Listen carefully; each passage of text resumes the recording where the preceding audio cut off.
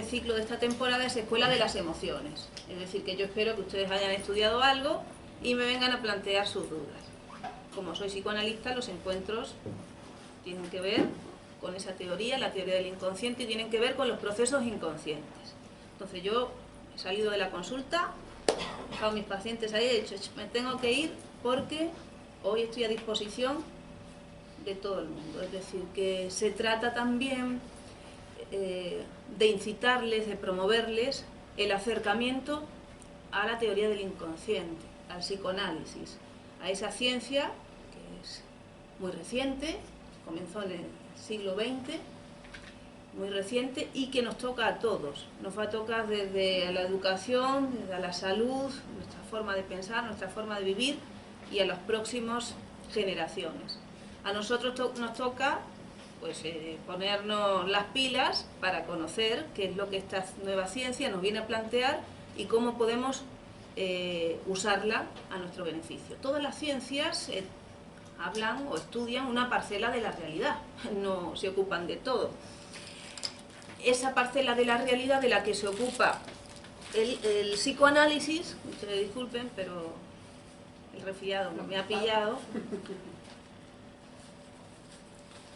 es el campo del psiquismo, el aparato psíquico, el inconsciente. Además, no nos vamos a ocupar de otros fenómenos, sino de todo aquello que esté determinado por el concepto de inconsciente, que es un concepto nuevo.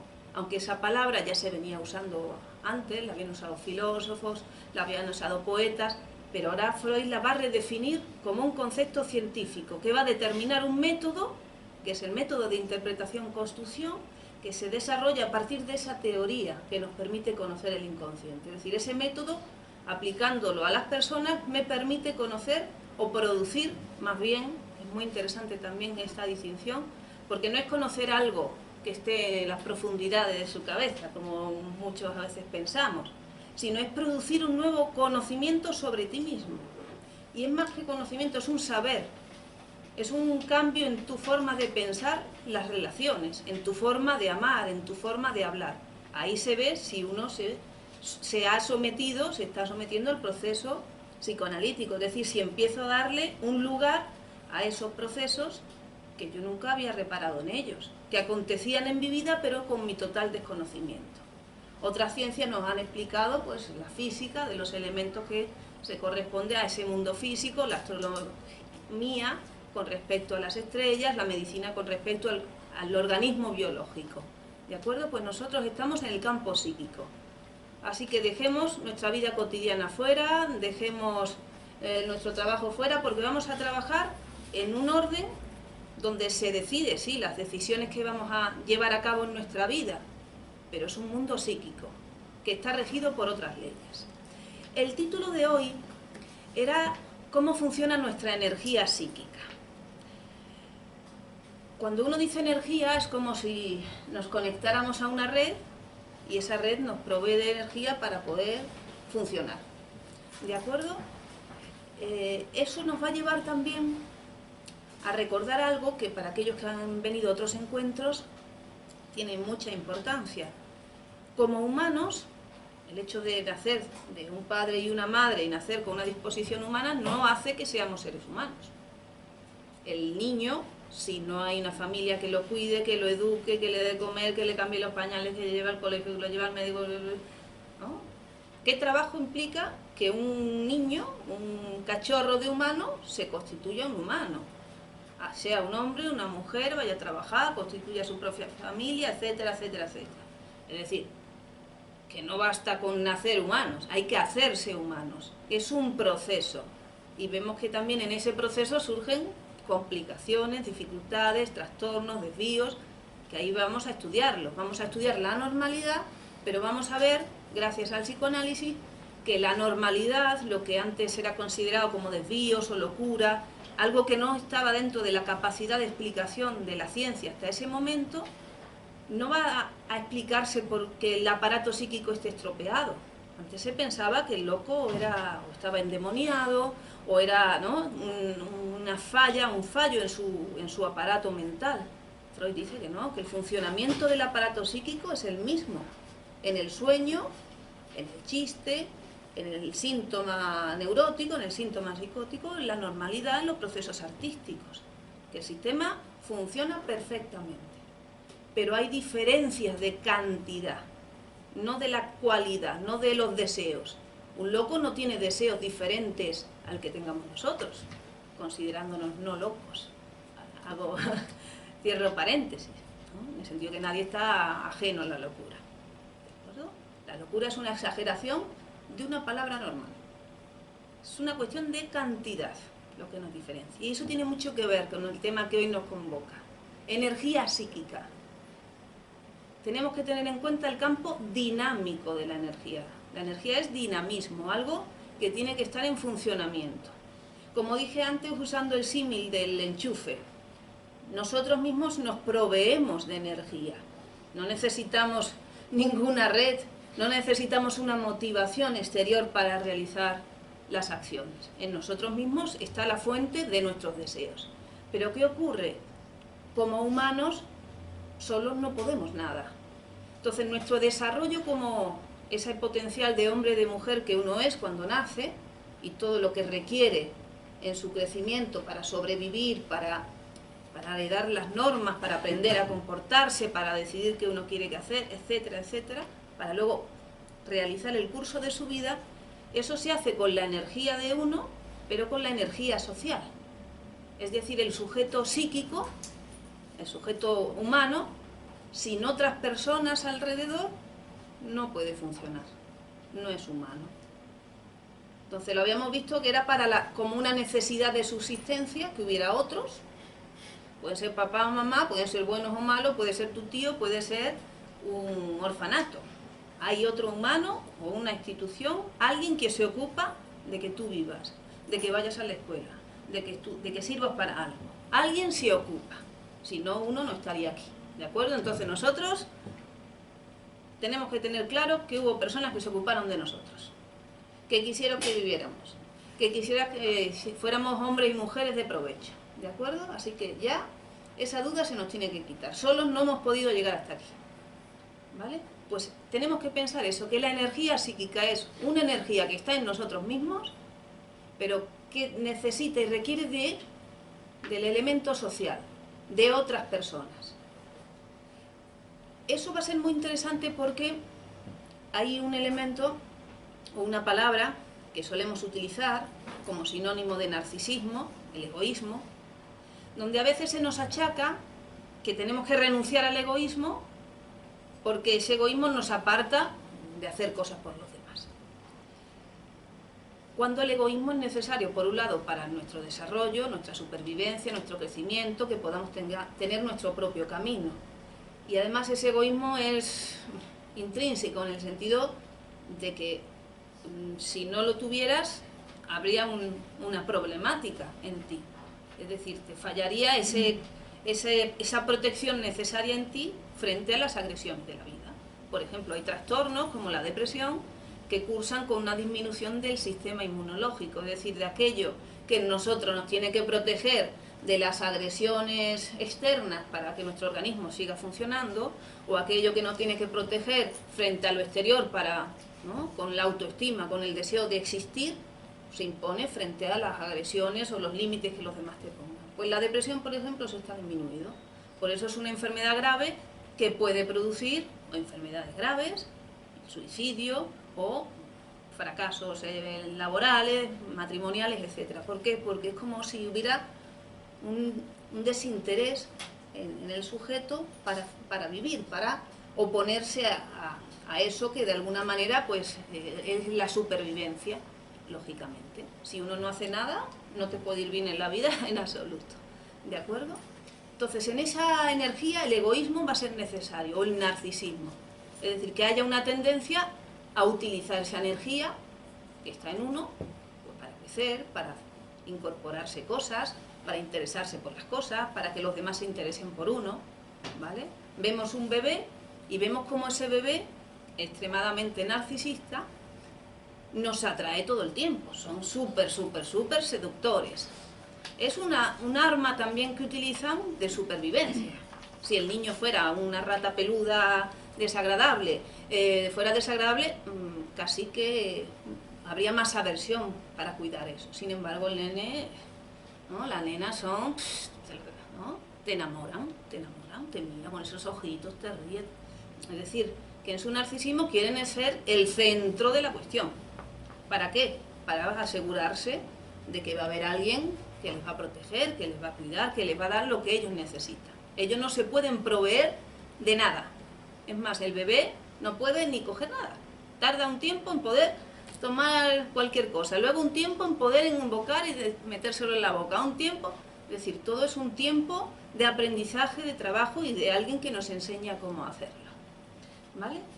Pero claro, si todo fuera egoísmo o narcisismo en nosotros, imagínense, la especie humana no hubiera llegado a evolucionar como evoluciona, cada uno de nosotros actuaría como un ente aislado, intentando avasallar al de al lado, y así estaríamos todo el día como a veces estamos, ¿no? Dándonos codazos y viendo cómo hay un montón de cosas, proyectos, oportunidades que se desaprovechan por esa lucha.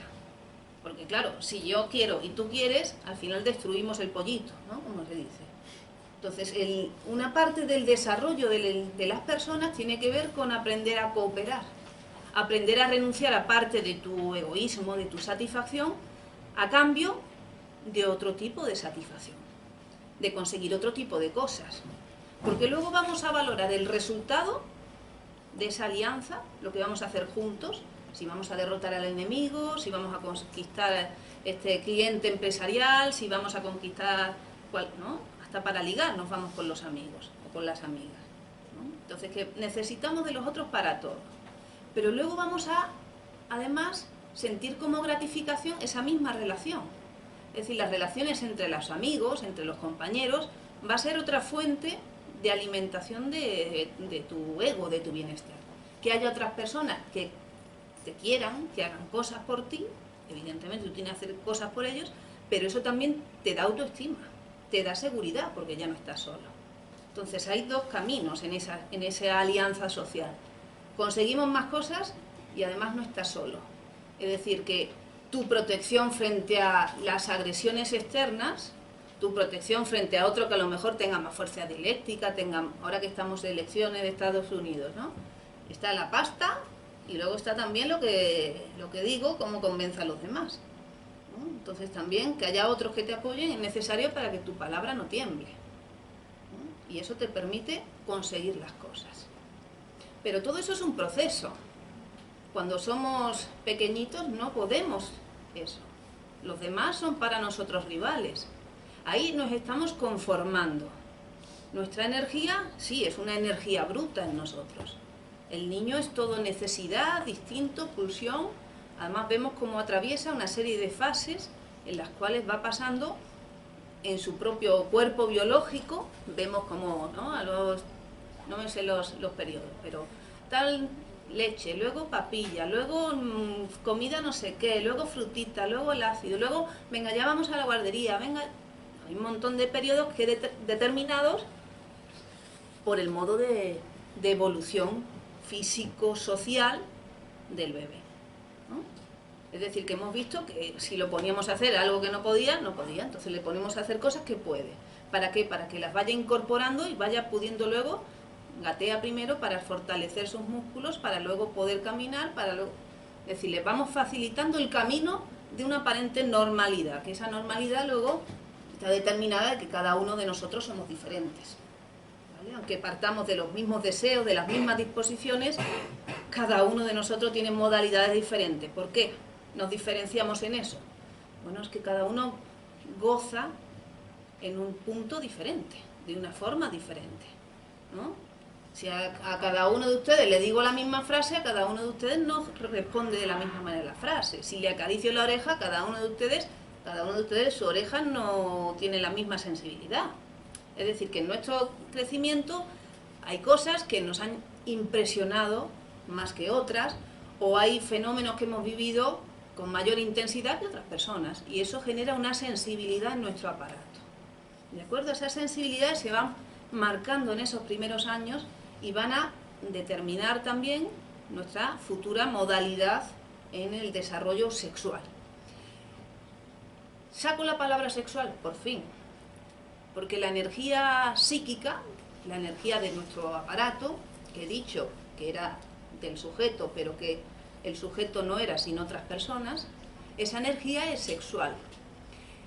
Esto generó muchísima controversia, imagínense, año 1900, comienzos del siglo XX, que es cierto que es un siglo que, ¿no?, dio el marxismo, dio el Freud, la lingüística, fue un siglo que dio teorías importantes para nuestra vida y nuestro futuro. Pero claro, una cosa es la ciencia y otra cosa son los científicos, otra cosa es la sociedad, otra cosa es la ideología. Entonces ni los científicos estaban de acuerdo con usar el término sexual para definir la energía que nos lleva a vivir. Entonces eso generó gran polémica. Recuerdan que al principio les decía que íbamos a utilizar ese concepto de inconsciente porque nuestro cometido iba a ser estudiar esos procesos que hasta ahora eran desconocidos. Nosotros lo vamos a estudiar para poder utilizar esa energía de cara a nuestra vida en sociedad, ¿de acuerdo? El psicoanálisis, su función, es un método de conocimiento y transformación. Es decir, vamos a conocer, vamos a producir un conocimiento sobre nosotros mismos y vamos a poder utilizar la energía que se genera en esa producción de conocimiento, ¿no? Es decir, vamos de alguna manera a domesticar nuestras pulsiones. Porque nuestras pulsiones, eso que viene determinado en nosotros biológicamente, por la especie a la que pertenecemos, por nuestro cometido histórico, si esas pulsiones no se domestican, no se educan, no podríamos vivir en sociedad. Seríamos egoístas, seríamos agresivos, seríamos maleducados. Entonces tenemos en esa educación infantil, esa labor que hacen tus padres, tus profesores, que uno también en el trato con los iguales, va conformando, va de alguna manera domesticando esa relación que tenemos con una energía que opera en nosotros sin que la podamos controlar, que es la energía que nos lleva a la satisfacción. Nuestra energía busca satisfacción. Hay un principio que es el principio del placer. La tendencia de nuestro aparato es a repetir la primera experiencia de placer. La primera experiencia de placer es algo mítico. Es decir, nosotros somos teóricos, no nos vamos a ir a ver, ¿no? Pues muy lindo que sea, yo no me voy a dedicar a ver la vida del niño, ¿no? Yo tengo ya la teoría elaborada, entonces estamos en el campo teórico. Lo que abordamos es, ¿no?, estamos estudiando teóricamente cómo es nuestro proceso de desarrollo. Sabemos que has pasado por ahí, no hace falta que vayamos a buscarla, sabemos, si no, no serías un sujeto humano, serías de otra especie, ¿de acuerdo? Entonces en nosotros hay una tendencia a la búsqueda de placer y la evitación del displacer. ¿Y qué es placer? Bueno, pues hubo una primera experiencia donde la necesidad fue satisfecha desde el exterior, ¿no? Un primer encuentro donde de una necesidad y de la imposibilidad del niño material no podía satisfacer esa necesidad, pero del exterior vinieron y se lo colmaron. Tenía hambre, le dieron teta. Tenía frío, le tapaban. Tenía necesidad afectiva, le abrazaban, ¿no? Es decir, hay una serie de experiencias que vamos a tomar como modelo de futuras experiencias. Nuestra tendencia del aparato va a ser encontrar situaciones placenteras. Ahí, ¿quién no está de acuerdo? En un día lluvioso como hoy, se está genial en el sofá, con los calcetinitos y abrigaditos. Es decir, que si por nosotros fuera, haríamos las cosas más placenteras, más agradables, lo que nos apetece en el momento. ¿Quién no va a querer? Todo el mundo. Claro, pero ya nosotros no somos esos. Ya nosotros hemos pasado por un proceso que nos dice que lo que más nos apetece no siempre es lo más conveniente para nosotros. Que si siguiéramos esa guía de lo que me apetece, ¿no? El niño, no me apetece ir al colegio, no me apetece la carne, si hiciéramos solo lo que nos apetece, tendríamos problemas nutricionales, problemas sociales, problemas familiares. Entonces nos enseñan a que no tenemos que hacer lo que nos gusta, sino lo que nos conviene. Ahí ya entramos dentro de un rango que dice, ¿y qué nos conviene? ¿No? Bueno, ahí cada uno tendrá que ver, depende para qué. Si quieres estar en pareja, lo que te conviene es aprender a convivir, a respetar, a tolerar a esa pareja. Si quieres ser médico, lo que te conviene es estudiar, es no sé qué, no sé.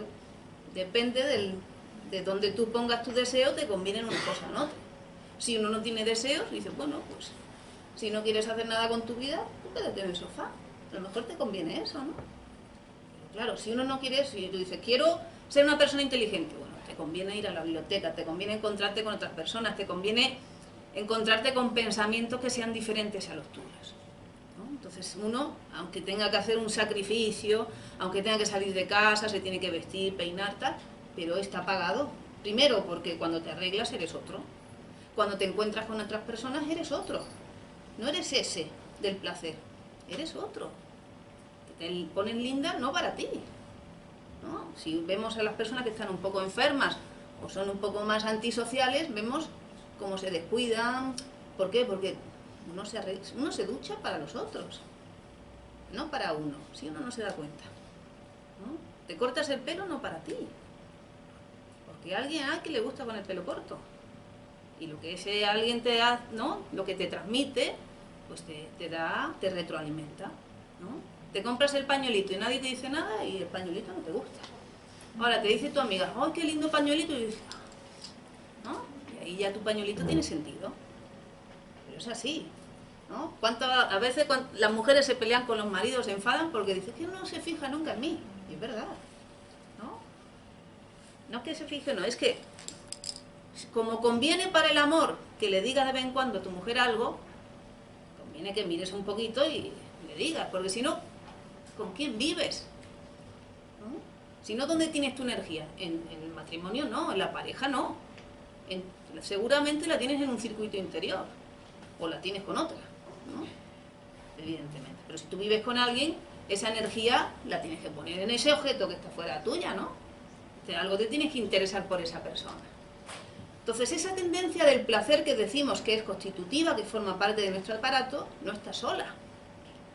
Hay otra tendencia que se llama pulsión de muerte, ¿no? Nos vamos a encontrar ya con una oposición a ese principio del placer, que además ese principio del placer nos llevaría a la muerte también.